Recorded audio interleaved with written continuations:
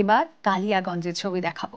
কালিয়াগঞ্জের নাসিরহাট, হরিহরপুর সর্বজনীন ৫৬তম বছরে তাদের থিম ভালোবাসার আলাদিন। জমিদার বাড়ির ধ্বংসস্তূপের আদলে এই মণ্ডপ তুলে ধরা হয়েছে। বিভাজন ভুলে এখানে শুধুই ভালোবাসার বার্তা। মুক্তা প্রতিনিধি রয়েছেন আমাদের সঙ্গে। মুক্তা, তো আধুনিকতার মিশেলে এক দারুণ বার্তা দিচ্ছেন উদ্যোক্তারা। ভালোবাসা, যে ভালোবাসা পুজোর দিনগুলোয় আরো যেন ভরে ওঠে সকলের মনে প্রাণে।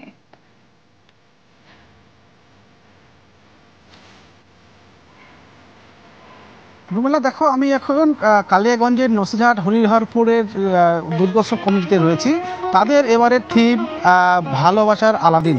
তারা ফুটিয়ে তুলছে, কারণ তুমি দেখতেই পাচ্ছ যে পুরনো তেলের টিন দিয়ে কিন্তু এই মণ্ডপ সাজানো হয়েছে, এবং যে পুরনো রাজবাড়ি যে ধ্বংসস্তূপের দিকে চলে যাচ্ছে সেটাই রেখেছে তাদের থিম। আর ভালোবাসার আলাদিন কেন বলছে?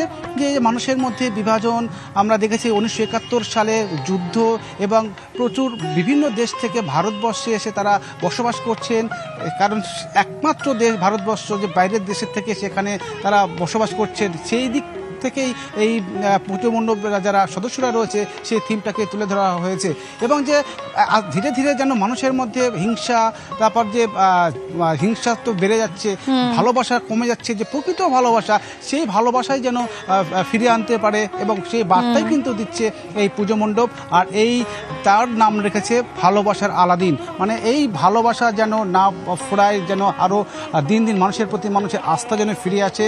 যেমন আমরা দেখতে পাচ্ছি বিভিন্ন দেশে যেভাবে যুদ্ধ, হিংসা, খুনাখুনি শুরু হয়েছে, সেটা যেন না হয়, সেই শান্তির বার্তা এবং প্রকৃত ভালোবাসায় তুলে ধরারই চিন্তা ভাবনা এই নসিরহাট যে হরিহরপুর যে দুর্গোৎসব কমিটি রয়েছে তাদের। আমরা কথা বলবো, এই কমিটি যারা সদস্য রয়েছে বা উদ্যোক্তারা রয়েছেন তারা ওদের সঙ্গে কথা বলে নিব।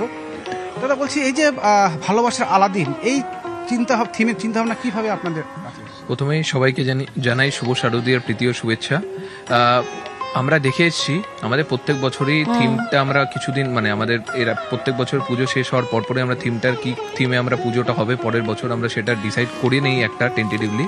কিন্তু আমরা যা দেখে এসেছি লাস্ট এক বছর, আমরা বিভিন্ন দেশে যুদ্ধ হচ্ছে, বিভিন্ন জায়গায় একটা হিংসার একটা সিনারিও সব জায়গায় তৈরি হচ্ছে, একটা হস্টাইল সিচুয়েশন একটা তৈরি হচ্ছে চারিদিকে, ইভেন আমাদের দেশে, ইভেন আমাদের দেশের বাইরেও। তো আমাদের সেই জিনিসটাকেই আরো জিনিসটা যেন ভালো করে সবার মাঝখানে আমরা তুলে ধরতে পারি যে সত্যি এইসব যুদ্ধ, এইসব হিংসা করে কোনোই লাভ হবে না আলটিমেটলি। একেবারে, এবং সেই কারণেই এই ভালোবাসার বার্তা।